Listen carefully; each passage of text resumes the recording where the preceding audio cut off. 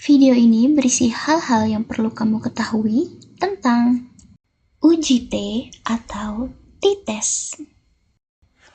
Jadi sebenarnya uji T itu apa sih? Uji T pertama kali dikembangkan oleh William Seeley Gosset pada awal abad ke-20. Gosset menggunakan nama samaran student saat mempublikasikan hasilnya, sehingga huruf T pada akhir kata student dijadikan nama untuk uji tersebut, yang saat ini dikenal sebagai t-tes. Uji T atau t-tes itu termasuk dalam uji beda. Jadi, kita mau tahu antara rata-rata satu atau dua kelompok itu ada perbedaan yang signifikan atau enggak. Contoh sederhananya adalah saat kita ingin membandingkan rata-rata tinggi badan kelompok pria dengan rata-rata tinggi badan kelompok wanita. Uji T bisa ngebantu kita untuk tahu apakah perbedaan antara rata-rata tinggi badan kedua kelompok tadi itu signifikan atau hanya sebuah kebetulan. Uji T dibagi menjadi dua. Ada uji T 1 sampel atau one sample t-test dan uji T 2 sampel atau two samples t-test. Pertama, kita akan bahas tentang uji T 1 sampel atau one sample t-test. Uji T 1 sampel atau one sample t-test ini digunakan untuk membandingkan nilai rata-rata suatu sampel dengan sebuah reference value atau nilai acuan tertentu. Contohnya, suatu pabrik minuman mengklaim bahwa dalam satu botol minuman produksinya mengandung rata-rata 50 gram gula. Nah, untuk memastikan pernyataan tersebut, kita akan mengambil 30 sampel botol minuman yang sama dan mengukur kadar gula di dalamnya. Lalu setelah diukur, hasil pengukuran semua sampel dijumlahkan dan dicari nilai rata-ratanya. Ternyata hasilnya nunjukin rata-rata 30 sampel minuman tadi sebesar 48 gram saja. Dari masalah ini, kita bisa pakai one sample t-test atau uji T 1 sampel untuk ngecek kalau rata-rata 48 gram tadi beneran beda secara signifikan atau cuma kebetulan aja nih. Kalau ternyata signifikan, pabrik mungkin bakal memperbaiki proses produksinya. Uji T 2 sampel terbagi lagi menjadi dua. Ada uji T saling lepas atau independent samples t-test dan uji T berpasangan atau paired samples t-test. Uji T saling lepas atau independent samples t-test itu digunakan untuk membandingkan rata-rata dari dua kelompok yang sama sekali berbeda atau nggak ada hubungannya. Contohnya, kita mau tahu ada perbedaan yang signifikan atau tidak antara nilai rata-rata ujian matematika kelas 4A dan rata-rata nilai kelas 4B. Lalu, apa sih itu uji T berpasangan? Uji T berpasangan atau paired samples t-test digunakan untuk membandingkan rata-rata dari dua kelompok yang sama, namun dalam dua kondisi yang berbeda. Contoh, kita mau tahu seberapa efektif sih diet itu?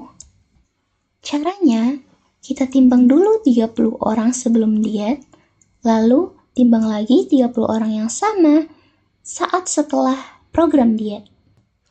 Sekarang, kita bisa lihat perbedaan hasil timbang berat badan masing-masing orang antara sebelum dan sesudah diet. Nah, dari sini kita bisa pakai uji T berpasangan untuk menguji apakah perbedaan ini signifikan atau enggak. For your information, one sample t-test atau uji T 1 sampel itu mirip dengan uji T berpasangan atau paired sample t-test. Jadi, ini sama aja kayak kita ngelakuin uji T 1 sampel di dua waktu yang berbeda. Waktu yang pertama adalah sebelum diberikan suatu treatment kepada subjek penelitian, dan yang kedua adalah setelah diberikan suatu treatment. Di sini kita mencari rata-rata selisih perbedaannya, lalu menggunakan paired sample t-test untuk melihat apakah perubahan berat badan itu signifikan atau enggak. Ada beberapa asumsi atau syarat data yang harus dipenuhi untuk melakukan uji T. Yang pertama, data harus metrik dan berskala interval atau rasio. Artinya, data harus berupa angka yang ada nilai dan rentang nilainya. Contoh data metrik adalah usia, berat badan, pendapatan, dan lain-lain. Kedua, data harus berdistribusi normal. Hal ini dapat diketahui melalui uji normalitas. Lalu yang ketiga, ukuran sampel kecil atau kurang dari sama dengan 30. Varians dari kedua sampel harus homogen. Artinya, kedua data harus dipastikan memiliki karakteristik yang sama. Hal ini bisa kita ketahui melalui uji homogenitas. Sampai sini, pasti masih bingung, gimana sih cara hitung uji T? Uji T itu memiliki langkah-langkahnya. Langkah pertama, yaitu setelah kita ngumpulin data, kita harus membuat hipotesis terlebih dahulu. Hipotesis atau dugaan awal ternyata berbeda untuk masing-masing jenis uji T. Pertama, uji T satu sampel. H0-nya harus menyatakan bahwa rata-rata sampel sama dengan nilai yang dijadikan acuan atau yang diuji. Dan H alternatif atau HA-nya menyatakan sebaliknya, bahwa rata-rata sampel tidak sama dengan nilai yang dijadikan acuan. Contohnya, ada yang menyatakan bahwa sekotak susu sapi segar mengandung 5% glukosa. Hipotesis untuk kasus ini adalah H0-nya, susu cow fresh milk mengandung gula sama dengan sebesar 5%, dan H alternatif mengatakan susu cow fresh milk mengandung gula lebih dari 5%. Untuk uji tes saling lepas, H0-nya harus menyatakan bahwa rata-rata nilai di kedua kelompok sama, dan H alternatifnya menyatakan rata-rata nilai di kedua kelompok tidaklah sama. Contohnya, ketika ingin menguji kandungan gula antara dua kotak susu yang berbeda sumber produksinya, H0-nya adalah tidak ada perbedaan kandungan gula dalam susu A dan B. Sedangkan HA-nya berbunyi bahwa kandungan gula dalam susu A lebih tinggi dari susu B. Uji T berpasangan memiliki hipotesis 0 yang menyatakan bahwa rata-rata perbedaan antara dua kelompok adalah 0. Lalu HA-nya, rata-rata perbedaan antara dua kelompok tidak sama dengan 0. Contohnya adalah saat ingin menguji pengaruh metode belajar jigsaw pada kelompok siswa. H0 menyatakan bahwa metode belajar jigsaw tidak berpengaruh pada nilai siswa. Sebaliknya, HA menyatakan bahwa metode belajar jigsaw berpengaruh pada nilai siswa, bisa berupa peningkatan dan atau penurunan. Dari hipotesis ini, kita bisa menentukan arah pengujian kita. Apakah kita akan menggunakan hipotesis dua arah atau satu arah? Hipotesis satu arah terbagi lagi menjadi dua, ada right-tailed dan left-tailed. Pada left tail, kita hanya berfokus pada arah pengujian yang mengukur pengaruh buruknya saja. Contoh katanya ada kata penurunan, lebih kecil, pengaruh negatif, dan lain-lain. Sedangkan right tail, kita fokus pada arah pengujian yang mengukur pengaruh positifnya. Contoh kata kunci yang biasa digunakan adalah peningkatan, lebih besar, positif, dan lain-lain. Lalu, pada two-tailed test atau tes dua arah, berarti kita menguji kemungkinan positif dan negatifnya sekaligus. Sehingga pada kasus ini, batas maksimal toleransi kesalahan atau alpha akan semakin ketat. Yaitu kalau misalnya alpha yang mau kita gunakan adalah 5%, maka kita harus bagi alpha 5% itu menjadi 2 untuk kanan atau right dan left kiri, yang masing-masing akan sebesar 0,25 untuk tiap kemungkinan. Langkah kedua adalah menentukan alfa. Alfa adalah tingkat kesalahan yang bisa diterima dalam uji statistik. Umumnya, alfa yang sering dipakai tuh 5%. Misalnya, kamu mau pastiin buat nggak salah ambil keputusan, tapi kamu sadar nggak ada yang sempurna di dunia ini. Jadi, kamu perlu tentukan batas kesalahan yang bisa kamu terima. Setelah menentukan alfa dan uji hipotesis, kamu bisa membuat tabel pengujian. Sebenarnya nggak wajib-wajib amat sih, tapi tabel pengujian ini punya beberapa fungsi. Yang pertama, untuk mengorganisir data supaya rapi dan gampang dianalisis. Lalu untuk melihat pola data, biar kelihatan apakah ada perbedaan yang mencolok atau enggak. Yang ketiga, bisa memudahkan kita menganalisis data, termasuk mean, standar deviasi, dan lain-lain. Terakhir, bisa buat scanning, ada data yang hilang atau tidak. Langkah yang keempat adalah menghitung nilai t-hitung. Nah, rumus untuk mencari t-hitung adalah kita memerlukan dua nilai. Kita butuh perbedaan antara nilai rata-rata dan kita juga butuh standar deviasi.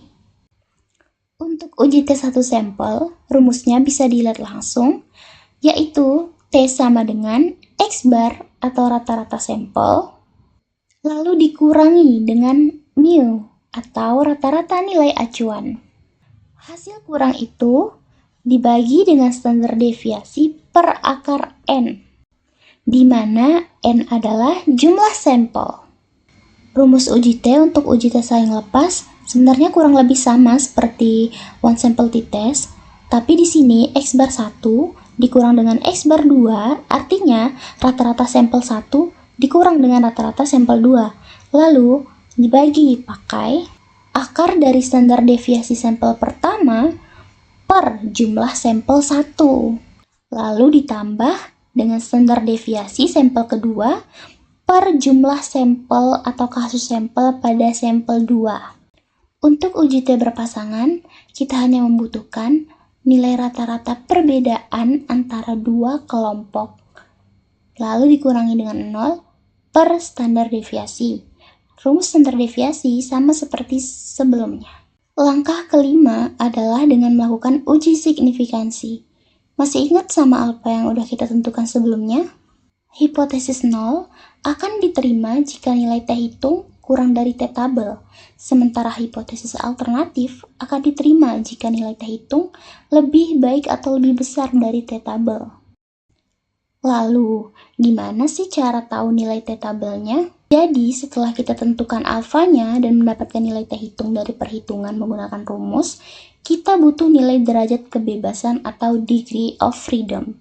Untuk uji T1 sampel dan berpasangan, rumus DK atau DF-nya adalah di N dikurang 1 atau jumlah sampel dikurangi 1. Lalu, untuk uji T saling lepas, DK atau DF-nya adalah dengan menambahkan jumlah kedua sampel, yaitu N1 dan N2, lalu dikurangi 2. Nah, kalau udah, kita tinggal ngelihat ke tabel distribusi critical values.